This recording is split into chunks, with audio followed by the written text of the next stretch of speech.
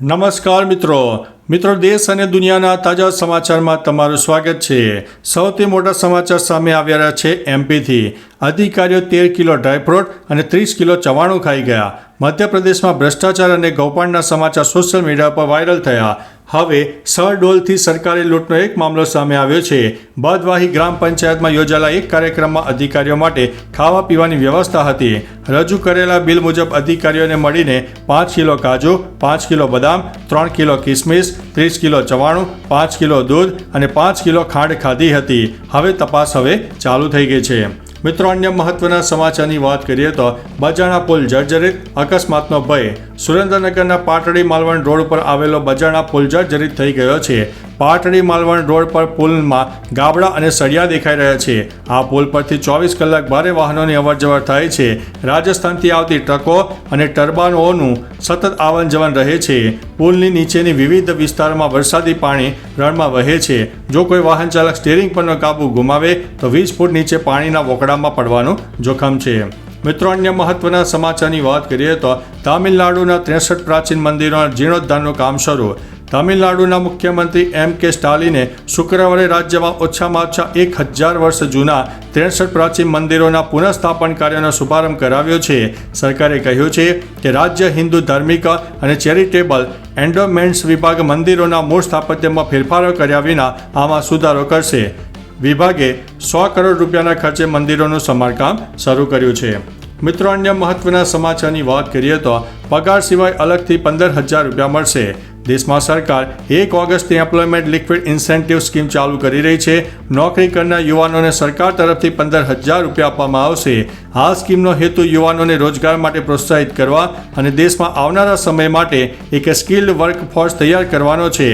Job ક્રિએશનની તત્કાલ જરૂરિયાત પૂરી કરવી અને મેન્યુફેક્ચરિંગ ઇન્ડસ્ટ્રીને પ્રોત્સાહન આપવાનો હેતુ છે। મિત્રો, અન્ય મહત્વના સમાચારની વાત કરીએ તો 22 નક્સલીઓનું આત્મસમર્પણ કર્યું।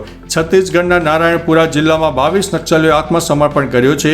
આ નક્સલીઓ અબુજમાળ વિસ્તારમાં સક્રિય હતા અને તેમના ઉપર કુલ 37.5 લાખ રૂપિયાનું ઇનામ જાહેર કરવામાં આવ્યું હતું। શુક્રવારે એક વરિષ્ઠ પોલીસ અધિકારીએ જણાવ્યું હતું કે માઓવાદીઓના માળ વિભાગ હેઠળ કુતુલ, નેલનાર અને ઇન્દ્રાવતી વિસ્તારના સમિતિઓના નક્સલીઓએ વરિષ્ઠ પોલીસ અધિકારીઓ, બીએસએફ અને આઈટીબીપી સમક્ષ આત્મસમર્પણ કર્યું છે। મિત્રો, અન્ય મહત્વના સમાચારની વાત કરીએ તો વધુ એક એમએલએ ઇટાલિયાને આપી છે ચેલેન્જ। વધુ એક ધારાસભ્ય ગોપાલ ઇટાલિયાને આપ્યું છે ખુલ્લું આમંત્રણ। મોરબીની પીચ ઉપર ચૂંટણીને મેચ રમવા માટે ગોપાલ ઇટાલિયાને વાંકાનેરના ધારાસભ્યનું ખુલ્લું આમંત્રણ મળ્યું છે। વાંકાનેરના ધારાસભ્ય જીતુભાઈ સોમાણીએ જણાવ્યું છે કે જો ગોપાલ ઇટાલિયા ચૂંટણી જીતીને બતાવે તો વાંકાનેર બેઠક ઉપરથી હું રાજીનામું આપીશ। મોરબી અને વિસાવદર વિધાનસભા બેઠકના ધારાસભ્યોએ સામસામે આપેલ ચૂંટણી લડવાની ચેલેન્જોને મામલે હવે રાજનીતિ ગરમાઈ રહી છે। મિત્રો, અન્ય મહત્વના સમાચારની વાત કરીએ તો મનરેગા જેવું સુખી ડેમની કેનાલનું કૌભાંડ। છોટાઉદેપુર જિલ્લામાંથી મનરેગા જેવું સુખી ડેમની કેનાલનું કૌભાંડ સામે આવ્યું છે। સ્થાનિકોના મતે આ કામમાં જૂના સ્ટ્રક્ચર પર જ નવું કામ બતાવવામાં આવ્યું છે અને હલકી ગુણવત્તાના મટીરીયલના ઉપયોગને કારણે કેનાલનું કામ પૂરું થાય તે પહેલાં જ તેમાં ગાબડા પડવા લાગ્યા હતા। 70 કરોડના કામમાં જૂના સ્ટ્રક્ચર ઉપર નવું કામ બતાવાયું છે। પાણી છોડ્યા પહેલાં ગાબડા પડી ગયા છે। મિત્રો, અન્ય મહત્વના સમાચારની વાત કરીએ તો અમદાવાદ પ્લેન ક્રેશનો પ્રાથમિક રિપોર્ટ તૈયાર થયો છે। અમદાવાદ વિમાન દુર્ઘટનાનો પ્રાથમિક તપાસ રિપોર્ટ આવી ગયો છે। આ અકસ્માત વિમાનના બંને એન્જિન બંધ થવાને કારણે થયો છે। ટેકઓફ પછી તરત જ બંને એન્જિન એક પછી એક બંધ થઈ ગયા હતા। આ દરમિયાન કોકપીટ રેકોર્ડિંગ દર્શાવે છે અને એક પાયલટ બીજાને પૂછી રહ્યો છે કે શું તેણે એન્જિન બંધ કર્યું છે। બીજાએ જવાબ આપ્યો ના। પાયલટે ફરીથી એન્જિન શરૂ કરવાનો પ્રયાસ કર્યો પરંતુ એન્જિન શરૂ થયું નહીં। મિત્રો, અન્ય મહત્વના સમાચારની વાત કરીએ તો સાવધાન, દેશના આ રાજ્યો માટે આગામી 96 કલાક ભારે છે। દેશના ઘણા રાજ્યોમાં ચોમાસાનો કહેર ચાલુ છે। યુપી, હરિયાણા, રાજસ્થાન અને દિલ્હીમાં વરસાદને લઈને જનજીવન હવે ખોરવાયું છે। વારાણસીમાં ગંગામાં પૂર આવ્યું છે, જેના કારણે સેવાનિધિ કાર્યાલયની છત ઉપર ગંગા આરતી કરવામાં આવી રહી હતી। હવામાન વિભાગની માહિતી અનુસાર હિમાચલ, રાજસ્થાન, હરિયાણા, યુપી, આસામ, બિહાર અને ઝારખંડ સહિત ઘણા રાજ્યો માટે આગામી 96 કલાક ભારે રહેશે। મિત્રો, અન્ય મહત્વના સમાચારની વાત કરીએ તો ભારેથી અતિભારે વરસાદની આગાહી। હવામાન વિભાગની આગાહી પ્રમાણે રાજ્યમાં કેટલાક જિલ્લાઓમાં મધ્યમથી ભારે વરસાદ થશે। 13 જુલાઈએ ભારેથી અતિ ભારે વરસાદની આગાહી છે. દરિયામાં ભારે કરંટ હોવાથી માછીમારોને 5 દિવસ દરિયો નહીં ખેડવા માટે સૂચના અપાઈ છે. રાજ્યભરના સામાન્યથી મધ્યમ વરસાદ જોવા મળી શકે છે. મિત્રો, અન્ય મહત્વના સમાચારની વાત કરીએ તો ભારે પવન સાથે વરસાદની આગાહી. હવામાન વિભાગની આગાહી અનુસાર નવસારી, વલસાડ, દમણ, દાદરાનગર હવેલી, અમદાવાદ, ગાંધીનગર, બનાસકાંઠા, પાટણ, મહેસાણા, સાબરકાંઠા, આણંદ, પંચમહાલ, મહીસાગર, વડોદરા, છોટાઉદેપુર, નર્મદા, ભરૂચ, સુરત, ડાંગ, રાજકોટ, જામનગર, પોરબંદર, અમરેલી, મોરબી, દ્વારકા, સોમનાથ અને બોટાદમાં હળવો વરસાદ થઈ શકે છે. 13 જુલાઈએ અમુક વિસ્તારમાં અતિભારે વરસાદ થઈ શકે તેવી શક્યતા છે. માછીમારોને આગામી 5 દિવસ દરિયો નહીં ખેડવા માટે પણ સૂચના આપવામાં આવી છે. મિત્રો, અન્ય મહત્વના સમાચારની વાત કરીએ તો તલાટી લાંચ લેતા એસીબીના હાથે ઝડપાઈ ગયા છે. સુરતના મોટા વરાછાનો રેવન્યુ તલાટી હિતેશ દેસાઈ ₹2500ની લાંચ લેતા ઝડપાયો છે. એસીબીએ છટકું ગોઠવીને તલાટી હિતેશ દેસાઈને લાંચ લેતા ઝડપી પાડ્યો છે. પાક વાવેતરનો દાખલો કાઢી આપવા માટે તલાટીએ ખેડૂત પાસે લાંચ માંગી હતી, જે બાદ ખેડૂતે એસીબીમાં ફરિયાદ નોંધાવતા સુરત એસીબીએ તાત્કાલિક કાર્યવાહી કરીને છટકું ગોઠવીને રેવન્યુ તલાટી હિતેશ દેસાઈને ₹2500ની લાંચ લેતા રંગે હાથે ઝડપી પાડ્યા છે. મિત્રો, અન્ય મહત્વના સમાચારની વાત કરીએ તો કપિલ શર્માને મળી છે ધમકી.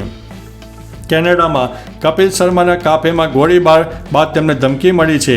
આ વખતે ખાલિસ્તાની સંગઠન સિખ ફોર જસ્ટિસે કપિલને ધમકી આપી છે. પન્નુના સંગઠને એક વિડીયો જાહેર કર્યો છે. વિડીયોમાં કહેવામાં આવ્યું છે કે કપિલ શર્મા કેનેડામાં રોકાણ કરીને પીએમ મોદીની હિન્દુત્વ વિચારધારા ચલાવે છે. આ વિડીયો આતંકવાદી સંગઠન SJFના વડા ગુરપ્રતવંતસિંહ પન્નુએ પણ શેર કર્યો છે. મિત્રો, અન્ય મહત્વના સમાચારની વાત કરીએ તો અમદાવાદમાં ફાયરિંગ, 2 લોકો ઈજાગ્રસ્ત. અમદાવાદના જમાલપુરની ઇટાલિયન બેકરી પાસે મોડી રાતે ફાયરિંગ થતાં 2 લોકો ઈજાગ્રસ્ત થયા છે. જૂની અદાવતમાં 5 થી 6 રાઉન્ડ ફાયરિંગ થયું હતું. ફાયરિંગમાં નાસિર ઉર્ફે ખન્ના પઠાણને ઈજા પહોંચી છે અને તેને સારવાર માટે હોસ્પિટલમાં દાખલ કર્યો છે. હુમલો કરનાર ઝહરુદ્દીન પણ ઈજાગ્રસ્ત થયો છે. પોલીસે ગુનો નોંધીને તપાસનો ધમધમાટ શરૂ કર્યો છે. મોડી રાત્રે ફાયરિંગ થયું હોવાના અહેવાલ મળ્યા છે. મિત્રો, અન્ય મહત્વના સમાચારની વાત કરીએ તો 4 હોસ્પિટલ સીલ કરવામાં આવી છે. રાજ્યમાં આગ લાગવાની વધતી જતી ઘટના બાદ હવે ગુજરાતનું ફાયર વિભાગ સતર્ક બની ગયું છે. ત્યાં સુરતમાં ફાયર વિભાગે કાર્યવાહી કરતા પાંડેસરાની કુલ 4 હોસ્પિટલ સીલ કરાઈ છે. ફાયર એનઓસી વિના હોસ્પિટલ ધમધમતી હોવાથી તેને સીલ કરવામાં આવી છે. ફાયર વિભાગે અગાઉ પણ આ હોસ્પિટલને નોટિસ આપી હતી, તેમ છતાં ફાયર એનઓસી લીધી ન હતી, જેના કારણે હોસ્પિટલને સીલ કરી દેવામાં આવી છે. મિત્રો, અન્ય મહત્વના સમાચારની વાત કરીએ તો અમદાવાદ પ્લેન ક્રેશમાં 15 પાનાનો રિપોર્ટ સામે આવ્યો છે. એર ઇન્ડિયાની ફ્લાઇટ AI-171 ક્રેશ થવાની ઘટનામાં દુર્ઘટનાની પ્રાથમિક તપાસનો 15 પાનાનો રિપોર્ટ સામે આવ્યો છે. AAIBના પ્રાથમિક રિપોર્ટ મુજબ ટેકઓફની થોડી જ સેકન્ડમાં વિમાનના બંને એન્જિન બંધ થઈ ગયા હતા.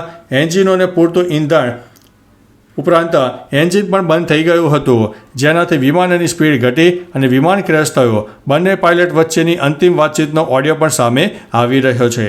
તો ચાલો મિત્રો, ફરીથી દેશ અને દુનિયાના સુપરફાસ્ટ સમાચાર લઈને મળતા રહીશું. ત્યાં સુધી અમને રજા આપશો. નમસ્તે.